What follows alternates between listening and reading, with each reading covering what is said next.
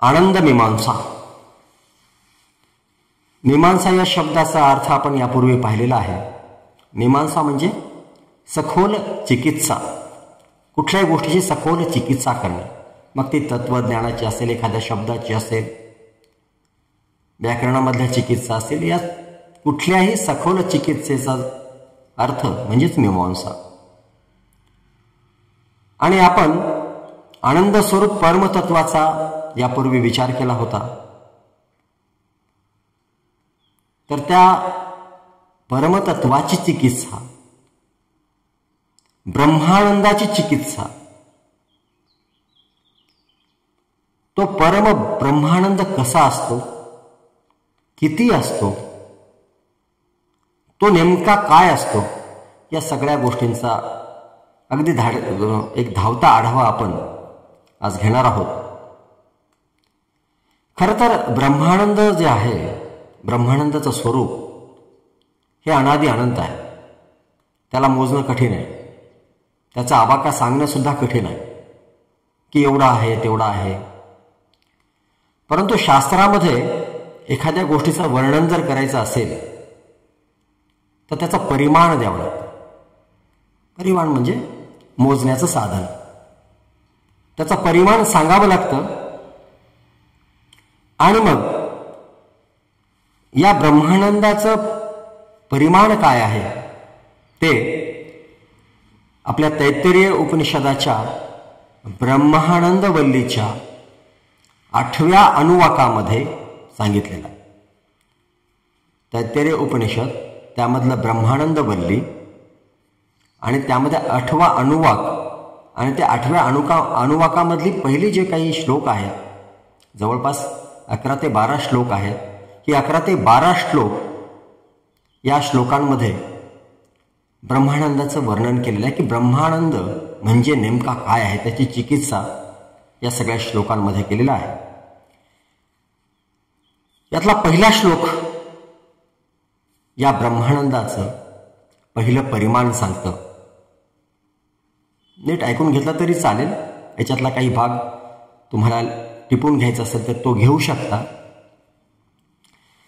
सैषानंदस्य मीमांसा भवति युवा स्यात् साधु युवाध्यायक आशिष्ठो दृढिष्ठो बलिष्ठ तस्येयं पृथिवी सर्वा वित्तस्य पूर्णा पूर्णा स्यात् स एको मानुष आनंदः.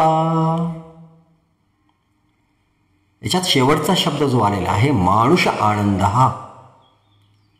मग मनुष्य आनंद कसा असतो? आता ब्रह्मानंदाचं वर्णन करण्यासाठी, ब्रह्मानंद काय आहे हे सांगण्यासाठी एक एक गोष्ट, एक एक परिमाण इथे समजावून सांगितलेलं आहे. तर याच्यातलं पहिलं परिमाण आहे मनुष्य आनंद. मानुष आनंद काय आहे? तर मनुष्य आनंद कसा असतो? तर एखादा युवक असावा. नीट लक्ष देऊन ऐका, कॉन्सन्ट्रेशन नाही का. एखादा युवक असावा तर तो युवक साधारण युवक नाही, तर तो साधू युवा असावा. म्हणजेच तो श्रेष्ठ आचरण करणारा असावा. साधू म्हणजे श्रेष्ठ आचरण करणारा असावा.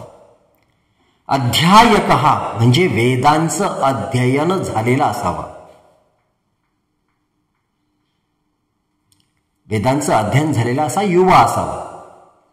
युवा म्हणजे आपल्या कल्पनेमध्ये 20, 22, 24 या वयामधला युवा. आशिष्ठ म्हणजे तो कुशल शासक असावा.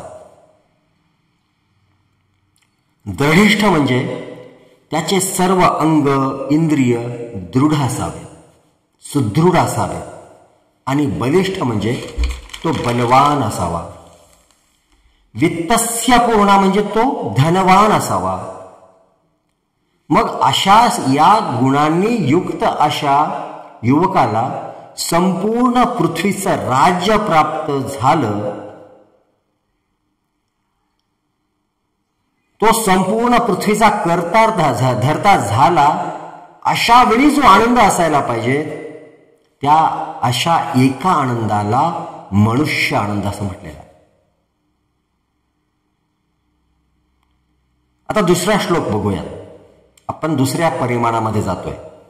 दुसरा श्लोक आहे, ते ये शतं मानुषा आनंदाः स एको मनुष्य गंधर्वाणाम आनंदः श्रोत्रियस्य च अकामः तस्य. याच्यामध्ये दुसरं परिमाण सांगितलेलं आहे. एवढी सत्ता उपभोगूनही त्यातील भोगांमध्ये जो रममाण होणार नाही. अकामहतस्य हा शब्द इथे वापरलेला आहे. अकामहतस्य. अकाम म्हणजे ज्याला कुठलीही कामना नाहीये, जो पृथ्वीचं राज्य भोगतोय परंतु कुठल्याही कामनेने नाही, ते मला मिळाले म्हणून तो भोगतोय, अशा वेदवत्त्या पुरुषाला, म्हणजे वेदवत्ता वेदांचं अध्ययन ही पहिली अट आहे, अशा वेदवत्त्या पुरुषाला तेव्हा 100 मनुष्य आनंदाच्या 100 पटीनं जो आनंद होतो त्याला मनुष्य गंधर्व आनंद असं म्हणतात. आता मनुष्य आनंदाचं वर्णन केलं की कसा युवक असला म्हणजे त्याला होणारा आनंद जो आहे पृथ्वीचं राज्य मिळाल्यानंतर ते एक मनुष्य आनंद आहे. असे 100 मनुष्य आनंद मिळून एक मनुष्य गंधर्व आनंद होतो. आता तिसरा श्लोक बघूयात. ते ये शतं मनुष्य गंधर्वाणाम आनंदाः स एको देव गंधर्वाणाम आनंदः श्रोत्रियस्य च अकामः तस्य. अशा मनुष्य गंधर्व आनंदाच्या 100 पटीनं अधिक असतो त्या आनंदाला देव गंधर्व आनंद म्हटलेला. चौथा श्लोक बघूया. ते ये शतं देव गंधर्वाणाम आनंदाः स एकः पितॄणां चिरलोकलोकानां आनंदः श्रोत्रियस्य च अकामः तस्य.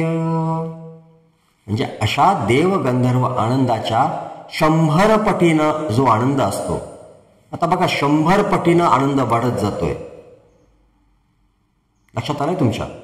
मनुष्य आनंद, त्यानंतर मनुष्य गंधर्व आनंद, त्यानंतर देव गंधर्व आनंद. अशा 100 पटीच्या देव गंधर्व आनंदानंतर ज्या आनंदाला काय म्हणतात मग? पितॄणाम चिरलोक लोकानाम आनंद. हा पितृ आनंद. पितृ आनंद. ज्यांचे पितर चिरलोकाला प्राप्त झालेले आहेत. चिरलोक म्हणजे काय? की तिथे जन्म मरणाचा फेरा त्यांचा संपलेला असतो. अशा वेळीस तो जो आनंद होतो 100 पटीनं देव गंधर्व आनंदाच्या, त्याला पितृ आनंद असं म्हटलेला आहे. त्यानंतरचा 5वा श्लोक बघूयात आपण. ते ये शतं पितॄणां चिरलोकानां आनंदाः स एक अजानजानां देवानां आनंदः श्रोत्रियस्य च अकामः तस्य. अशा पितृ आनंदाच्या 100 पटीनं अधिक असतो त्याला अजानज देव आनंद असं म्हटलेलं आहे. अजानज देव आनंद.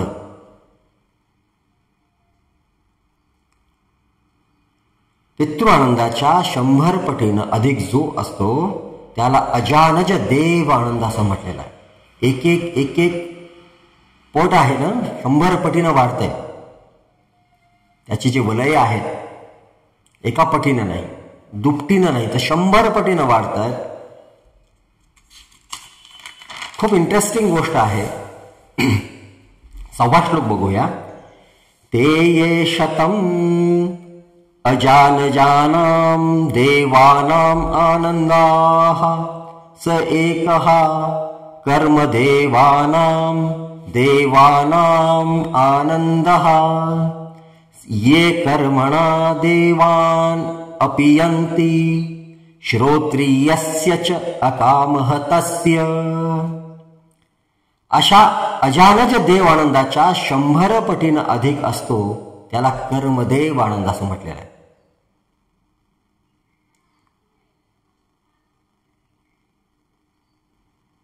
कर्मदेव आनंद. त्यानंतरचा आता आपण पुढचा श्लोक बघूया, पुढची पायरी बघूया काय सांगितलेली आहे. ऍक्च्युअली या पायऱ्या नाही आहेत, तर याचं आपल्याला चिकित्सा लक्षात यावी की ब्रह्मानंद काय आहे, त्याची व्याप्ती केवढी आहे, तो किती मोठा आहे, त्याचं विश्लेषण समजावून सांगताना हे सगळ्या चिकित्सा सांगितलेल्या आहेत. 7व्या श्लोकामध्ये काय सांगितलेले बघा. ते ये शतं कर्वदेवानां देवानां आनंदाः स एको देवानां आनंदः श्रोत्रियस्य च अकामः तस्य. अशा कर्मदेव आनंदाच्या 100 पटीनं अधिक जो असतो त्याला देवांचा आनंद म्हणजेच देवानंद असं म्हटलं गेलं. देवानंद.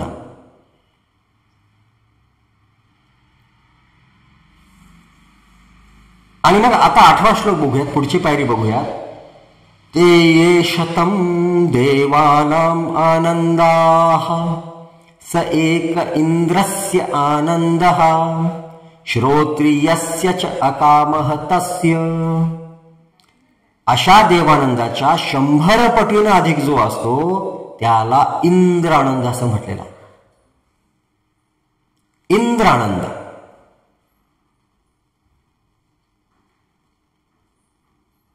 आणि आता त्याच्या पुढचा श्लोक बघूयात, 9वा श्लोक काय सांगतोय तो. ते ये शतं इंद्रस्य आनंदाः स एको बृहस्पतेः आनंदः श्रोत्रियस्य च अकामः तस्य. म्हणजेच अशा 100 इंद्र आनंद होतो त्याच्या, म्हणजे 100 पटीनं इंद्र आनंदाच्या त्याला बृहस्पती आनंद म्हटलेला आहे. बृहस्पती आनंद. आणि आता 10वा श्लोक बघूयात काय आहे तो. ते ये शतं बृहस्पतेः आनंदाः स एकः प्रजापतः आनंदः श्रोत्रियस्य च अकामः तस्य. म्हणजेच अशा बृहस्पती आनंदाच्या 100 पटीनं अधिक असतो त्याला प्रजापती आनंद म्हटलेला आहे. प्रजापती आनंद. आता एवढी नावं तुम्ही लक्षात ठेवली तरी पुष्कळ आहे. आणि 11वा आणि शेवटचा श्लोक आहे की याच्यामध्ये ब्रह्मानंद काय आहे याचं वर्णन फार छान झालेलं आहे. ते ये शतं प्रजापतिः आनंदाः स एको ब्रह्मण आनंदः श्रोत्रियस्य च अकामः तस्य.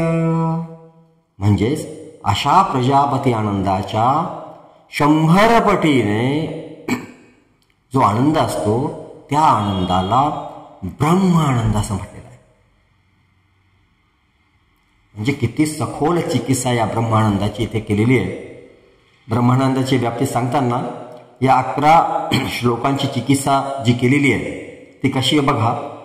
एक मनुष्य आनंद,